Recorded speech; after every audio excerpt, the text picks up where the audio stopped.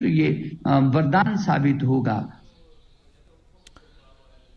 और इस वक्त केंद्रीय कृषि मंत्री नरेंद्र सिंह तोमर प्रेस को संबोधित कर रहे हैं। और जैसा कि आप जानते हैं कि आज 11वें दौर की बातचीत थी सरकार और किसान के बीच, और उस बैठक में ख़त्म हो गई है। और उसके बाद जो केंद्रीय कृषि मंत्री हैं वो इस वक्त अब से कुछ ही लम्हों के बाद प्रेस को वो संबोधित करेंगे। वो क्या कुछ बताएंगे हम उस पर आपको सुनाएंगे, लेकिन इस बीच हम आपको ये भी बता दें कि दिल्ली के विज्ञान भवन में किसान नेताओं और केंद्र सरकार के बीच कृषि कानूनों पर बैठक खत्म हो गई है। बैठक में केंद्रीय कृषि मंत्री नरेंद्र सिंह तोमर और केंद्रीय मंत्री पीयूष गोयल मौजूद थे और इस वक्त वो प्रेस को संबोधित कर रहे हैं।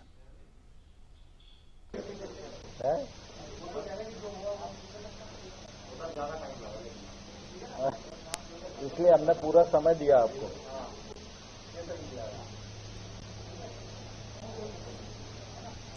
आज भारत सरकार और किसान यूनियन के बीच में 11वें दौर की वार्ता संपन्न हुई। इस वार्ता में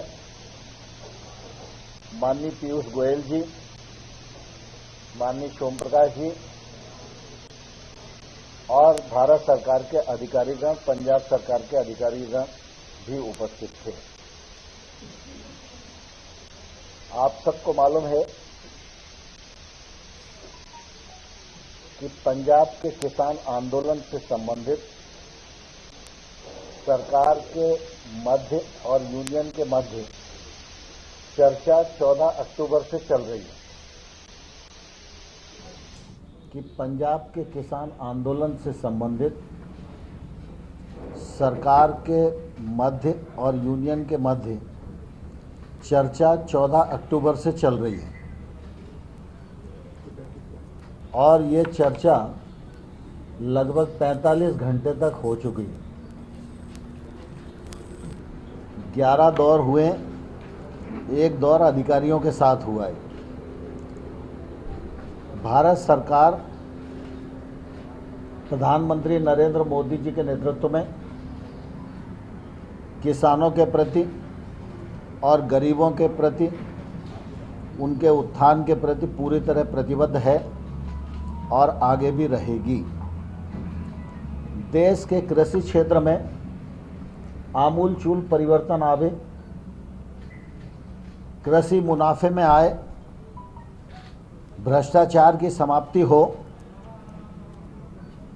बिचौलियों की समाप्ति हो, किसान महंगी फसलों की ओर आकर्षित हों,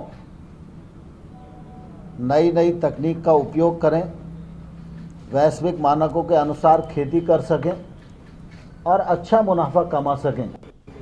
इस दृष्टिकोण के आधार पर प्रधानमंत्री जी के नेतृत्व में कृषि सुधार बिलों को राज्यसभा और लोकसभा ने पारित किया था। विशेष रूप से पंजाब और अल्प मात्रा में एकाध राज्यों के किसान इस आंदोलन में जुड़े और उन्होंने कृषि सुधार बिलों के विरोध में आंदोलन घोषित किया। और इस आंदोलन के दौरान लगातार यह कोशिश हुई कि जनता के बीच में और किसानों के बीच में गलतफहमियां फैलें और उन गलतफहमियों का फ़ायदा उठाकर कुछ ऐसे लोग जो हर अच्छे काम का विरोध करने के आदी हो चुके हैं, वो किसानों के कंधे का इस्तेमाल अपने राजनीतिक हितों के लिए कर सकें। इस आधार पर यह परिस्थिति बनी, लेकिन भारत सरकार ने हमेशा किसानों के प्रति संवेदनशील दृष्टिकोण अपनाया। किसानों के सम्मान में हमेशा बात सोची और किसान यूनियन जो बात कर रही थी उनकी भी प्रतिष्ठा बढ़े और वो किसानों की नुमाइंदगी कर सकें, इसलिए भारत सरकार की कोशिश थी कि वो सही रास्ते पर विचार करें। और सही रास्ते पर विचार करने के लिए 11 दौर की बैठक की गई जब यूनियन रिपील पर अड़ी रही तो सरकार ने उनके वक्तव्यों में चिन्हित तमाम सारी जो आपत्तियां प्रकट की गई थी उन पर सरकार ने उनका निराकरण करने के लिए, संशोधन करने के लिए एक के बाद एक अनेक प्रस्ताव दिए। लेकिन जब आंदोलन की पवित्रता